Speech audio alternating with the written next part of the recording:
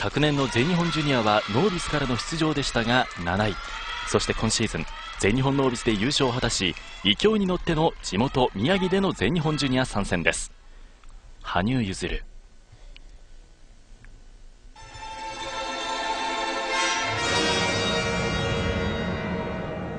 曲はザ・ファイヤーバード。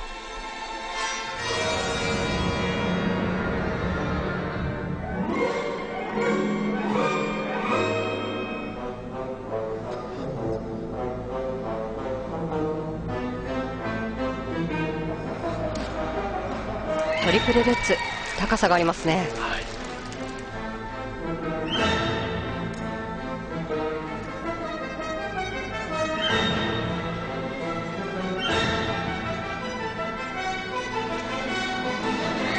トリプルフリップ、はい、ちょっと飛ぶときにアウトエッジで飛んでいましたかね。今シーズンから導入されたジャッジングシステムでは、間違ったエッジでジャンプを踏み切った場合はマイナス1点ということになるんですよね。そうですね。フリップの場合はインサイドエッジで飛び上がります。はい、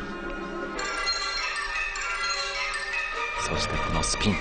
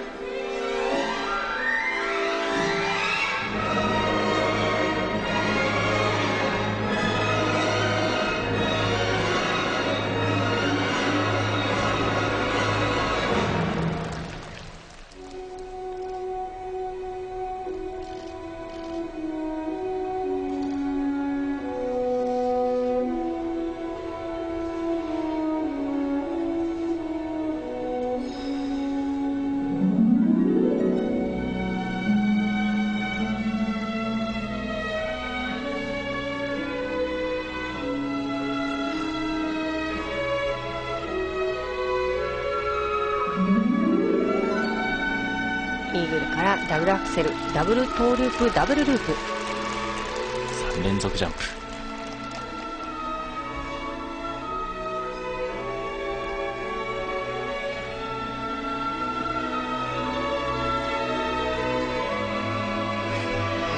シングルサルコー、ダブルトーループ、3回転の予定だったと思いますね。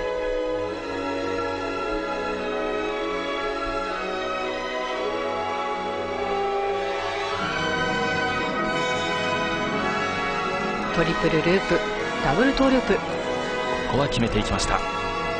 後半に来ても強いですね。はい、非常に安定していますね。はい、イナバウアーも見せてくれますね。そこからトリプルトーループ、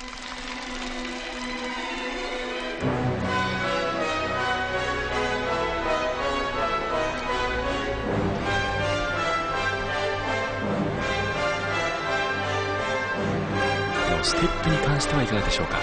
そうですね、それほど難しい難解なものが入っているというわけではないんですけれども、はい、一生懸命自分で流れを作ってエッジワークを使って踏んでいると思います。はい、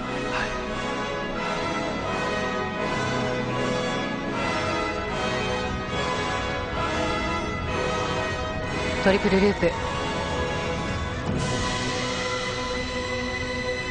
そして最後はこのスピン。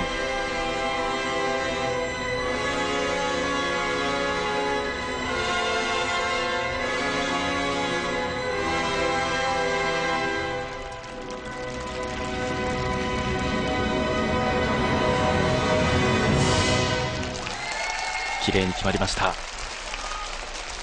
この羽生という選手は手足も長くて、はい、スピンの時もやはり綺麗に映えますね。そうですね、1箇所ちょっとスピンで回転不足があったかなというところがあったんですけれども、それがどういうふうに判定されますかね。はい、シニアで高橋大輔、織田信成、そしてジュニアでは武良、町田のライバル関係があるように、ノービスでもこの羽生と日野というライバル関係があります。全日本ジュニアの舞台でこれだけの滑りができるというのは素晴らしいですね。まだスケーティングのつなぎの部分ですとか、はい、まだまだやらなければいけない課題というのはあると思うんですけれども、はい、でもこの年でここまでのジャンプがあると、ジャンプを飛べるというのは本当に素晴らしいと思います。将来シニアにどう食い込んでくるか楽しみな存在でもあります。